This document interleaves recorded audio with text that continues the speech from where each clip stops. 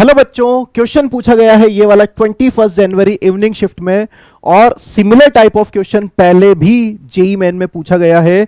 और आप ये भी बोल सकते हैं कि ये जो क्वेश्चन है ना, डेटा बेस्ड क्वेश्चन भी है, मतलब एनसीईआरटी में आपको ये डेटा मिल जाएगा और यहां से सवाल सॉल्व भी हो सकता है। बट मुझे पता है कि आप लोगों को डेटा याद नहीं होने वाला, तो फिर आइए इसको हम कॉन्सेप्ट से भी सॉल्व कर सकते हैं। समझते हैं। क्वेश्चन में आपको फाइंड करना है increasing order of covalent bond length. तो ये आपको 4 बॉन्ड्स दिए गए हैं कोवलेंट। अब सबसे पहले ये कॉन्सेप्ट लगाइए कि इधर तो यार कार्बन कॉमन है।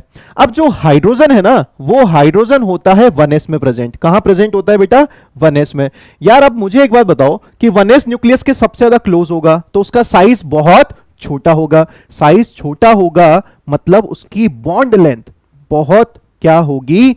छोटी होगी, कम होगी। तो कहीं ना कहीं इन चारों में सबसे कम बॉन्ड लेंथ किसकी होगी? CH की, मतलब A की। तो इसका मतलब A आपको कहां दिख रहा है? A यहां दिख रहा है, A यहां दिख रहा है। तुम चले जाओ, तुम चले जाओ। बोलो, बात समझ में आ गई? क्या आपके 2 ऑप्शन एलिमिनेट हो गए? डेटा को नहीं देखा है मैंने, बात को समझिए, कॉन्सेप्ट को समझिए।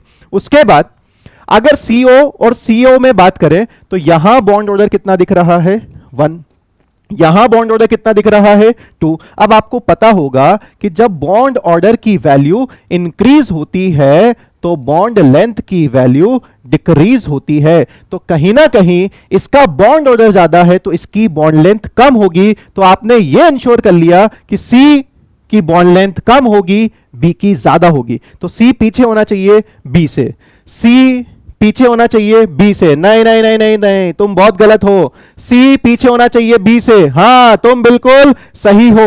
2 ऑप्शन पहले ही एलिमिनेट हो गए थे मेरे भाई। फाइनल आंसर मिल चुका है ऑप्शन नंबर 2। और ये तो मैंने आपको कॉन्सेप्ट से समझाया। डेटा भी आप देख सकते हैं कि एग्जैक्टली डेटा यहां पर दिया हुआ है, इससे भी आंसर आपका आ जाएगा। ठीक है बेटा, थैंक यू।